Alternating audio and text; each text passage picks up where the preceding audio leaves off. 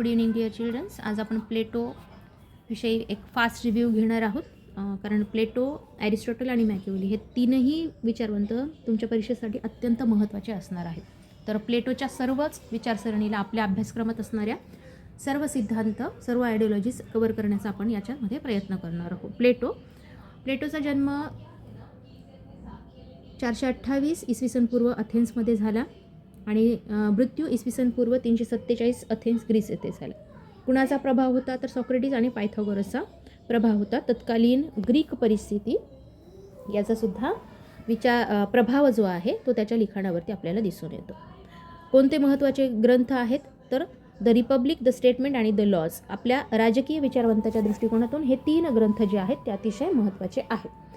प्लेटो यांना आपण father of political philosophy किंवा राजकीय तत्त्वज्ञानाचे जनक असे म्हणतो. प्लेटोचा पहिला विचार जो आहे आपल्याला तो आहे प्लेटोचा न्याय सिद्धांत, Plato's theory of justice. Justice काय आहे तर प्रत्येक वर्गाला च्या वाट्याला आलेलं जे काही कर्तव्य आहे, ड्युटीज आहेत, फंक्शन्स आहेत ते प्रामाणिकपणे निभवणं, आपापलं काम करणं म्हणजे न्याय आहे. आणि इतरांच्या कार्यक्षेत्रात no interference in others work, इतरांच्या कार्यक्षेत्रात हस्तक्षेप न करणं. तर सोल हॅज 3 पार्ट्स. प्रत्येक आत्म्याच्या किंवा प्रत्येक माणसामध्ये 3 भाग आहेत किंवा 3 भावना आहेत महत्त्वाच्या. पहिलं आहे रिझन किंवा ज्याला आपण विजडम असं सुद्धा म्हणतो, ज्ञान. त्याच्यानंतर स्पिरिट, शौर्य आणि ॲपिटाईट, वासना. आणि याच भावनांमधनं मग 3 वर्ग तयार होतात, रूलर, सोल्जर आणि प्रोड्युसर्स. तर मग या 3 वर्गांनी आपापलं काम करणं आणि इतरांच्या कार्यक्षेत्रात हस्तक्षेप न करणं म्हणजे न्याय होय, हा त्याचा सोपा सिद्धांत. त्याच्यानंतरचा प्लेटोज कम्युनिझम, साम्यवाद. प्लेटो साम्यवाद कुणाविषयी सांगतो आहे तर 2 वर्गांविषयी प्लेटो साम्यवाद सांगतो आहेत, रूलर आणि सोल्जर्स. आणि कोणत्या विषयी सांगतो आहेत? स्त्री आणि संपत्ती, वाईब्स आणि प्रॉपर्टी, या 2 विषयांवरती तो साम्यवाद सांगतो आहे. तर या दोन्ही वर्गांना, रूलर आणि सोल्जर या दोन्ही वर्गांना किंवा शासक आणि सैनिक या दोनही वर्गांना स्वतःची वैयक्तिक अशी संपत्ती असणार नाही किंवा कुटुंब असणार नाही. याचं कारण काय होतं साम्यवाद सांगण्याचं तर स्वार्थ आणि जी काही आपल्या स्वतःचा पुरतच विचार करणारी जी वृत्ती आहे ती याच्यामधनं तयार होऊ शकते. कारण कोणताही माणूस कोणासाठी काम करेल तर कुटुंबासाठी काम करेल आणि अजून आपली जी काही वैयक्तिक संपत्ती आहे ती अजून जास्त वाढवावी असं प्रत्येकाला वाटतं. म्हणून हाच विचार, हीच स्वार्थी वृत्ती यातून निर्माण होऊ नये आणि राज्याप्रती जास्तीत जास्त लॉयल असावं. त्याच्यासाठी मग त्याने काय केलेलं आहे, या 2 साम्यवादाचा या 2 वर्गांसाठी विचार जो आहे त्याने मांडलेला आहे. त्याच्यानंतर theory of education, Plato's theory of education, प्लेटोचा शिक्षणाचा सिद्धांत. न्याय हा प्लेटो काय सांगतो आहे, राज्याचा पाया सांगतो आहे. आणि हा न्याय राज्याचा पाया कसा होईल तर तो शिक्षणाच्या माध्यमातून होईल. व्यक्ती जितकी जास्त शिकलेली असेल, सुशिक्षित असेल, तितकी ती काय असेल, सद विवेक बुद्धीचा वापर करणारी असेल असं प्लेटोचं म्हणणं आहे. लाईफ लाँग एज्युकेशन पॉलिसी त्याची आहे. 50 वर्षापर्यंत तो शिक्षण सांगतो आहे आणि या शिक्षणामधून फिलॉसॉफर किंग तयार होईल असं प्लेटोचं विचार आहे. काय आहे, education shapes character and virtues. मानवी चारित्र्याला, सद्गुणाला आकार देण्याचं काम हे शिक्षण करू शकतं.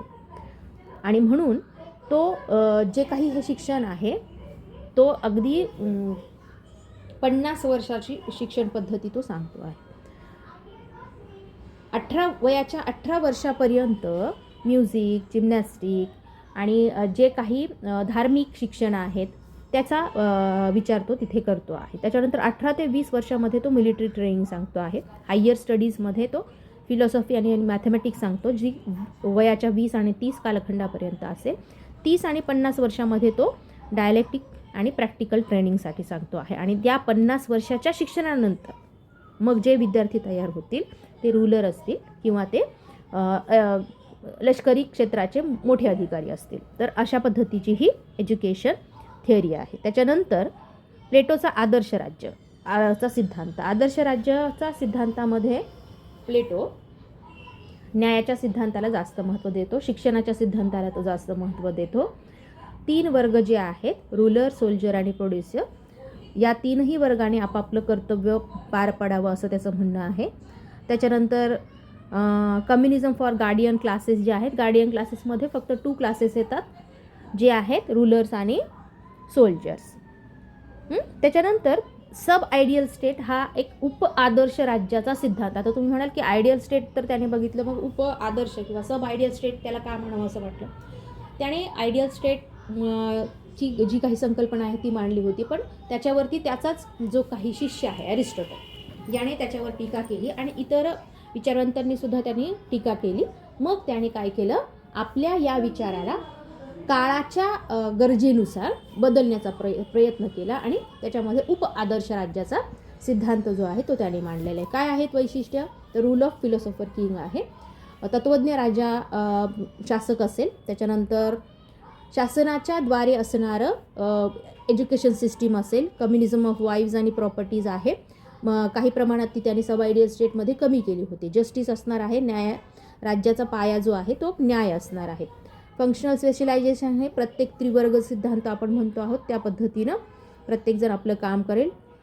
इक्वॅलिटी बिटवीन मेन आणि वुमेन, स्त्री आणि पुरुष दोघांनाही समान अधिकार जे आहेत ते आहेत. Control of art and literature, राज्याचं अधीन जे आहे ती कला आणि साहित्य असणार आहे.